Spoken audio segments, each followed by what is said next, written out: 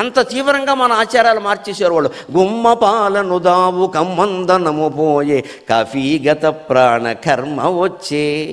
సాగరఘోష కావ్యంలో ఆచారాలు ఎలా మారిపోయాయో తెలియజేస్తూ బాధపడుతూ రాసిన పద్యం.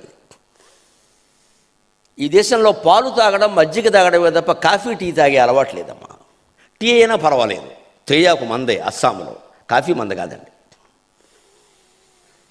ఇవాళ కాఫీ ఎంత హాని చేస్తుందో ఎక్కువ తాగేవాళ్ళు అందరికీ తెలుసు. ఓసారి అయితే పర్వాలేదు, రెండోసారి తాగారంటే కెఫీన్ నాశనం చేసేసిన ఆకలిని చంపేస్తుంది. ఆ కాఫీ తాగడమే ముందు విద్యార్థి దశలో మానేయాలి. పాలు తాగాలి, పెరుగు తినాలి, మజ్జిగ తాగాలి. మీకు ఇంకోటి, విద్యార్థులు మా అమ్మాయిలు మా అబ్బాయిలు లాంటి వాళ్ళు కాబట్టి చెబుతున్నా, నెయ్యి, పాలు, పెరుగు, మజ్జిగ ఇవి మీరు సమృద్ధిగా వాడితే మీ జ్ఞాపక శక్తి వృద్ధి అవుతుందమ్మా.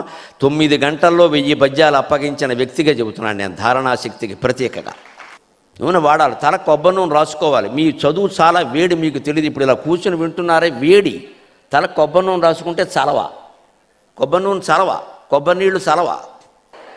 చదువుకునేటప్పటి నుంచి ఆలోచించాలి. మన వేషధారణను బట్టే మన జీవితం అంతా ఉంటుంది. ఈ వేషధారణ మొత్తం మార్చేశాడు ఇంగ్లీష్ వాడు.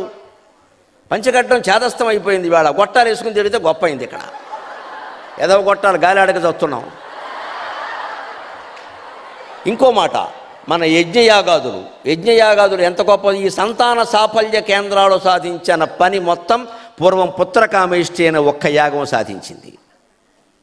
ఇవాళ వీధికో 2 వచ్చే సంతాన సాఫల్య కేంద్రాలు, వీధికో 2 వృద్ధాశ్రమాలు కూడా వచ్చాయి. దరిద్రం దేశానికి. ఇవి ఆలోచన చేయాలి. దానికి సంతాన సాఫల్యాలు వస్తున్నాయి. పూర్వం రాలా. ఎందుకో తెలుసా? యజ్ఞ ధూమముల ఆస్వాదనము పోయే. యజ్ఞం చేస్తే పిల్లలు ఎందుకు పుడతారు అంటే సైంటిఫిక్, అది తార్కికం.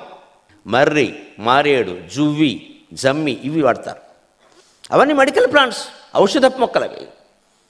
అందులో దగ్ధమైనప్పుడు వచ్చే పొగని దంపతులు, ఇక్కడ కూర్చున్న వాళ్ళ దంపతులు ఇలా ఆ పొగని అలా తీసుకుని ఇలా ఆస్వాదిస్తారు. అప్పుడు లోపల ఉండే ఆ పిల్లలు కలగనే లోపం ఇద్దరిలోనూ జరుగుతుందమ్మా. ఇప్పుడు మీరే ఆలోచించండి, అది శాస్త్రీయమా అశాస్త్రీయమా? యజ్ఞాలు పోయే ఇదంతా ఇంగ్లీష్ వాడు వచ్చి ఏం చేసేట ఒకటి యజ్ఞం అని అధవ మాట మాట్లాడడం. ఇక్కడ ఈ రకంగా మొత్తం మన ఆచారాలు మానేసి మన మీద మనకుండే నమ్మకం మొత్తం పోయేలా చేశాడు. అప్పుడు మండింది సీతారామరాజుకి. ఊరికే మంటలేదమ్మా. ఆయన హిందూ సంస్కృతి నుంచి పుట్టాడు, భారతీయ సంస్కృతి నుంచి పుట్టాడు. నా ఆచారాలు మార్చడానికి నువ్వెవడు రా అని అడిగాడు. గుమ్మ పాలను ద్రావు కమందనము పోయే కాఫీగత ప్రాణ కర్మ వచ్చే. ముక్తినిచ్చడి విద్య ముష్టి చెంబైపోయే చూచి రాతల విద్య షోకు మీరే. ముక్తినిచ్చడి విద్య ముష్టి చెంబైపోయే చూచిరాతల విద్య షోకు మీరే. యజ్ఞ ధూమముల ఆస్వాదనము పోయే సిగరెట్ల రింగుల పొగలు హెచ్చే. యజ్ఞ ధూమముల ఆస్వాదనము పోయే సిగరెట్ల రింగుల పొగలు హెచ్చే. పంచగట్టుటయన్న ఒట్టి ఛాందసమయ్యే, పంచగట్టుటయన్న ఒట్టి ఛాందసమయ్యే. గొట్టాలలో కాళ్ళు గొప్పవయ్యే.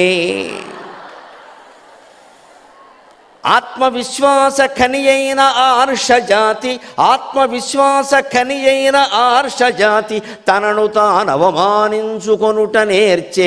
ఒక్క మాటలో చెప్పనా ఓ కవీంద్ర, ఒక్క మాటలో చెప్పనా ఓ కవీంద్ర, జాతికంతకు ఇంగ్లీషు జ్వరము వచ్చే.